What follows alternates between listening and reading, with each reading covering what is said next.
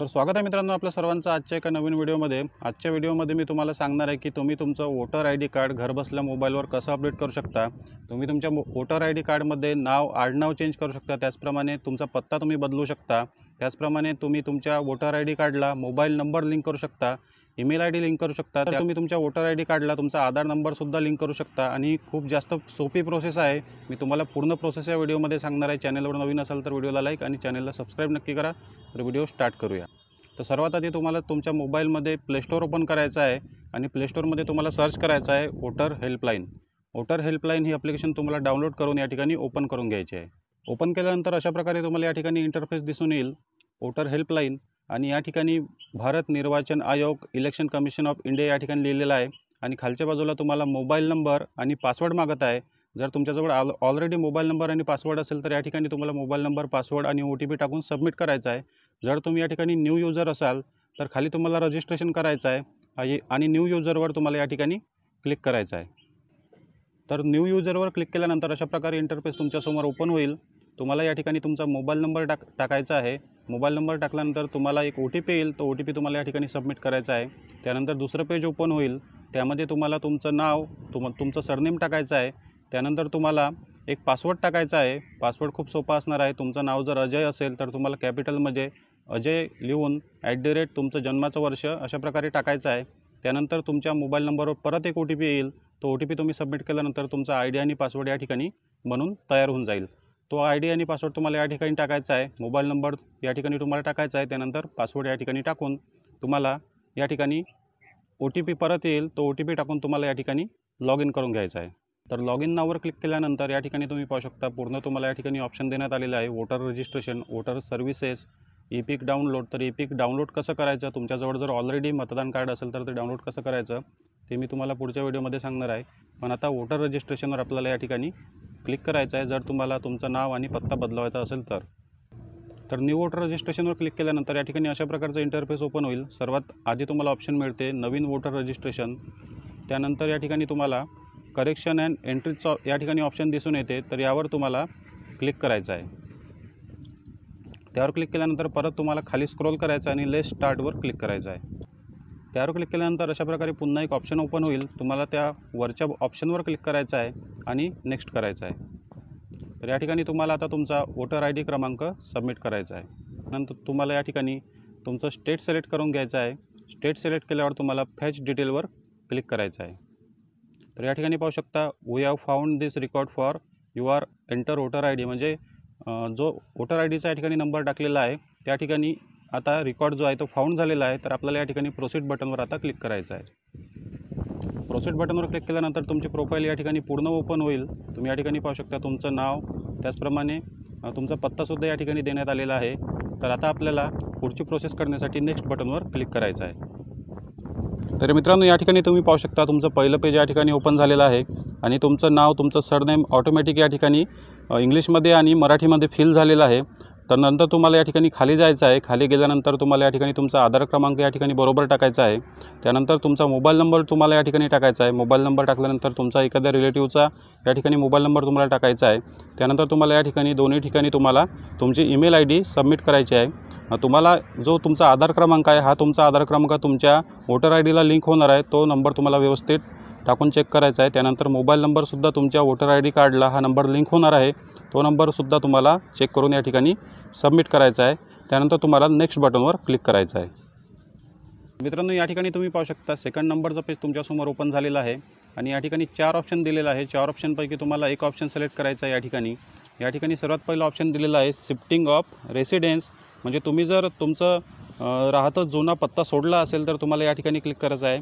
त्यानंतर तुम्हाला correction of entries and exacting entire roll, म्हणजे तुमच्याजवळ जर ऑलरेडी मतदान कार्ड असेल आणि त्यामध्ये तुम्हाला तुमचं सर्व पत्ता, नाव सर्व अपडेट करायचं आहे तर तुम्हाला सेकंड ऑप्शनवर क्लिक करायचं आहे। त्याचप्रमाणे तुमच्याजवळ जर ऑलरेडी मतदान कार्ड आहे आणि तुम्हाला नवीन मतदान कार्ड पाहिजे किंवा तुमचं जुनं मतदान कार्ड हरवलं आहे पण तुम्हाला या ठिकाणी करेक्शन करायचं नाही तर तुम्हाला तिसऱ्या नंबरचा ऑप्शनवर सिलेक्ट करायचं आहे। आणि मतदान कार्ड बनवल्यानंतर जर तुमची डिसेबिलिटी आली, म्हणजे तुम्हाला अपंगत्व आलं असेल तर त्यासाठी तुम्हाला या ठिकाणी रिक्वेस्ट करायची आहे, म्हणजे तुम्हाला 4 नंबरच्या ऑप्शनवर या ठिकाणी क्लिक करायचं आहे। तर आपल्याला आता या ठिकाणी करेक्शन करायचं आहे, म्हणजे पत्ता आणि नाव बदलवायचं आहे। तर आपण आता 2 नंबरच्या ऑप्शनवर या ठिकाणी क्लिक करूया। त्यानंतर आपल्याला नेक्स्ट बटनवर क्लिक करायचं आहे। तर मित्रांनो, या ठिकाणी आपण पाहू शकता 3 नंबरचा ऑप्शन आपल्याला या ठिकाणी ओपन झालेला आहे। तर या ठिकाणी 8 ऑप्शन दिलेला आहे, पण यापैकी तुम्ही सध्या एका वेळेस 4च ऑप्शन जे आहे ते तुम्ही अपडेट करू शकता। तर आपल्याला या ठिकाणी नाव अपडेट करायचं आहे, त्यानंतर आपल्याला मोबाईल नंबर, आपला पत्ता आणि रिलेशन टाईप या ठिकाणी अपडेट करायचा आहे। तर आपण नेमवर क्लिक करूया, कारण या ठिकाणी एका वेळेस 4च ऑप्शन आपण अपडेट करू शकतो, पूर्ण ऑप्शन सध्या सिलेक्ट करू शकत नाही। तर आपण आता नेम या नावावर टिक करूया। त्यानंतर आपण रिलेशन टाईप सिलेक्ट करूया। रिलेशन टाईपमध्ये तुम्ही तुमच्या पतीचं किंवा वडिलाचं या ठिकाणी नाव चेंज करू शकता। त्यानंतर तुम्हाला या ठिकाणी ॲड्रेसवर क्लिक करायचं आहे आणि त्यानंतर मोबाईल नंबरवर क्लिक करायचं आहे। मोबाईल नंबर अपडेट झाल्यानंतर तुमच्या मोबाईल नंबरवर एक OTP येईल आणि तुम्हाला तुमचं EPIC ID जे आहे ते कुठूनही डाउनलोड करण्यात येईल। तर त्यावर क्लिक केल्यानंतर आपल्याला नेक्स्ट बटनवर क्लिक करायचं आहे। तर आता या ठिकाणी पाहू शकता तुमच्यासमोर 4 नंबरचा फॉर्म ओपन झालेला आहे। तर या ठिकाणी तुम्हाला जे नाव बदलवायचे आहे ते नाव या ठिकाणी तुम्हाला टाकायचं आहे। इंग्लिशमध्ये आणि मराठीमध्ये ते ऑटोमॅटिक येऊन जाईल। त्यानंतर सरनेम तुम्हाला टाकायचं आहे। त्यानंतर रिलेटिव्हचं नाव तुम्हाला या ठिकाणी टाकायचं आहे। तुमचं वडिलाचं किंवा पतीचं नाव या ठिकाणी तुम्ही टाकू शकता आणि तुमचं सरनेम या ठिकाणी तुम्हाला सबमिट करायचं आहे। त्यानंतर या ठिकाणी तुम्हाला प्रूफ ऑफ चेंज नेम, म्हणजे तुमच्याजवळ मॅरेज सर्टिफिकेट असेल किंवा आधार कार्ड तुम्ही अपडेट केलं असेल आणि तुमचं नाव चेंज झालं असेल तर तो डॉक्युमेंट तुम्हाला या ठिकाणी अपलोड करायचा आहे। गॅलरीमध्ये आधीच फोटो काढून ठेवा, नंतर तुम्ही अपलोड करू शकता। त्यानंतर तुम्हाला या ठिकाणी तुमचा नवीन पत्ता टाकायचा आहे। तुमच्या डॉक्युमेंटवर जो नवीन पत्ता असणार तो नवीन पत्ता तुम्हाला या ठिकाणी इंग्लिशमध्ये आणि मराठीमध्ये या ठिकाणी पूर्ण भरून घ्यायचा आहे। गावाचं नाव, पोस्ट ऑफिस, जर तुमचं कोणतं पोस्ट ऑफिस आहे ते तुम्हाला या ठिकाणी टाकायचं आहे। तुमचा पिनकोड तुम्हाला टाकायचा आहे, तालुका, त्यानंतर जिल्हा आणि आता तुम्हाला या ठिकाणी तुमचं एक ॲड्रेस प्रूफ टाकायचं आहे, म्हणजे त्या डॉक्युमेंटवर तुमचा नवीन पत्ता असला पाहिजे। तर या ठिकाणी मी आता आधार कार्ड सिलेक्ट करत आहे आणि तुम्हाला तुमचा ॲड्रेस प्रूफ अपलोड करायचा आहे। तुमचा नवीन पत्ता त्या डॉक्युमेंटवर असला पाहिजे। यापैकी कोणतंही डॉक्युमेंट तुम्ही या ठिकाणी अपलोड करू शकता। Water connection bill, electricity bill, gas connection bill, त्यानंतर आधार कार्ड, अशा प्रकारे तुम्ही जे काही डॉक्युमेंट आहे ते तुम्ही या ठिकाणी पाहून घ्या। यापैकी कोणतंही एक डॉक्युमेंट तुम्ही अपलोड करू शकता। तर मी या ठिकाणी आता आधार कार्ड सिलेक्ट केलेलं आहे। त्यानंतर तुम्हाला या ठिकाणी आधार कार्ड तुमच्या गॅलरीमधून अपलोड करून घ्यायचं आहे। अपलोड केल्यानंतर तुम्हाला या ठिकाणी आधार कार्डसोबत लिंक करायचा आहे। तो मोबाईल नंबर या ठिकाणी तुम्हाला टाकायचा आहे। त्यानंतर तुम्हाला व्हेरीफाय बटनवर क्लिक करायचं आहे। तर टाकलेल्या मोबाईल नंबरवर एक OTP येईल, तो OTP तुम्हाला या ठिकाणी सबमिट करायचा आहे। या ठिकाणी पाहू शकता व्हेरीफाय बटनची टिक आलेली आहे। त्यानंतर तुम्हाला या ठिकाणी नेक्स्ट बटनवर क्लिक करायचं आहे। तर या ठिकाणी तुम्ही पाहू शकता डिक्लरेशन फॉर्म या ठिकाणी तुमचा ओपन झालेला आहे आणि खालच्या बाजूला गेल्यानंतर तुम्हाला ज्या दिवशी तुम्ही हा ॲप्लिकेशन फॉर्म भरला त्याची डेट दिसेल आणि तुमचं नाव येईल। त्यानंतर जिथून तुम्ही फॉर्म भरला त्या एरियाचं नाव तुम्हाला, त्या गावाचं नाव, शहराचं नाव तुम्हाला या ठिकाणी टाकून घ्यायचं आहे। त्यानंतर डनवर तुम्हाला क्लिक करायचं आहे। तर या ठिकाणी तुमचा फॉर्म नंबर 8 प्रिव्ह्यू ओपन झालेला आहे।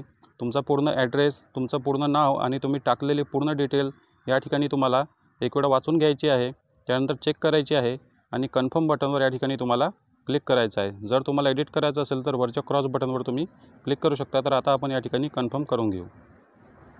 तर तुम्ही या ठिकाणी पाहू शकता थँक्यूचा या ठिकाणी मेसेज आलेला आहे आणि रेफरन्स नंबरसुद्धा आपल्याला या ठिकाणी भेटलेला आहे आणि वरच्या बाजूलासुद्धा तुम्ही या ठिकाणी पाहू शकता म्हणजे करेक्शनचा मेसेज या ठिकाणी रिसीव झालेला आहे आणि रेफरन्स नंबर तुम्हाला मिळालेला आहे।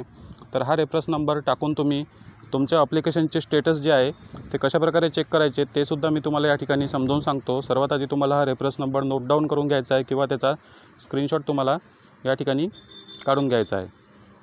तुमचं ॲप्लिकेशनचं स्टेटस कसं चेक करायचं ते या ठिकाणी सांगून देतो। तुम्हाला या ठिकाणी वोटर रजिस्ट्रेशनवर परत क्लिक करायचं आहे। त्यावर क्लिक केल्यानंतर track status of your form असं या ठिकाणी ऑप्शन आलेलं आहे। तर तुम्हाला या ठिकाणी चेक बटनवर क्लिक करायचं आहे। तर या ठिकाणी तुमचा रेफरन्स नंबर तुम्हाला टाकायचा आहे। त्यानंतर तुम्हाला या ठिकाणावरून तुमचं स्टेट सिलेक्ट करून घ्यायचं आहे। त्यानंतर तुम्हाला ट्रॅक स्टेटसवर क्लिक करायचं आहे। ट्रॅक स्टेटसवर क्लिक केल्यानंतर तुम्ही या ठिकाणी पाहू शकता तुमचं जे ॲप्लिकेशन आहे ते सबमिट झालेलं आहे। रेफरन्स नंबरवरच्या बाजूला तुम्हाला दिसत आहे तुमचं पूर्ण नाव, त्यानंतर तुमचं सबमिटेड या ठिकाणी 12/9/2024ला झालेलं आहे। त्यानंतर जे ऑफिसर, जे अधिकारी आहे ते तुमचं ॲप्लिकेशन फॉर्म चेक करेल। त्यानंतर या ठिकाणी ॲक्सेप्ट किंवा रिजेक्ट तुम्हाला दिसून येईल।